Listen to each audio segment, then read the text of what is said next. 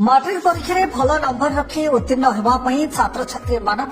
Seminar जरिए शिक्षादान कर साहाय्यर हाथ बढ़ाइला दरती बंधु फाउंडेशन। दशम श्रेणी छात्र छात्री माने मैट्रिक परीक्षा रे भल नंबर रखी उत्तीर्ण होगा निमंते सेमिनार जरिए साहाय्यर हाथ बढ़ाइला दरती बंधु फाउंडेशन। ते बंधु अनुष्ठान प्रेसिडेंट मिस लभल महापात्र दशम श्रेणी पिलामानकु टिप्स एंड ट्रिक्स शिखाइबा सहित सेमानकु क्वेश्चन पैटर्न विषय अवगत कराई सेमिनार रे भाग लेथिबा समस्त छात्र छात्री मानकु दरती बंधु टीम शिक्षा सहित पुरस्कार बंटन करिछि। आगामी दिन में एपरी सेमिनार गुड़िक बहु मात्रा में आयोजन कराଯିବ ବୋଲି संगठन प्रतिष्ठाता श्रीजुक्त गीतिरंजन बेहरा सूचना दैछन्ति। माई सेल्फ लवली महापात्र मो दरदी बंधु फाउंडेशन रो प्रेसिडेंट अच्छी आटा गोटे नुआ पदक्षेप नि जाइछि। आ पिला माने जो माने मैट्रिक परीक्षा दौरान किसी एमती भी पिला माने अच्छी जो माने कहते र गोल्ड कंचा सुना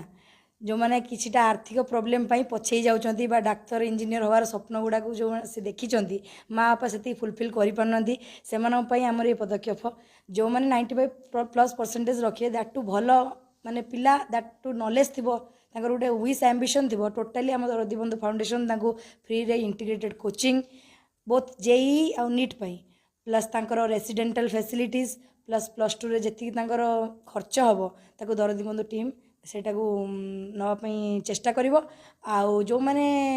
टिके आर्थिक बैकग्राउंड जो मानकर टिके कम अच्छी से माने को हमें टोटाली फ्री रे पढ़ेबो। केउंझर डिस्ट्रिक्ट भद्रक डिस्ट्रिक्ट तापरे या परे हमर रोइबो मयूरभंज तापरे बालेश्वर डिस्ट्रिक्ट तापरे हमर बेसिकली हमें धामनगर एरियाटा कवर करछु हाटडी एरियाटा कवर करछु। आउ बाकी आजिकार गोटे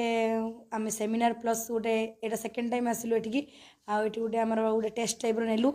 ता भितर जो माने भल पिला हमर गोटे टार्गेट रे रहिबे बाकी एग्जाम परे तांको समर कोर्स भी फ्री रे प्रोवाइड करा जिवो।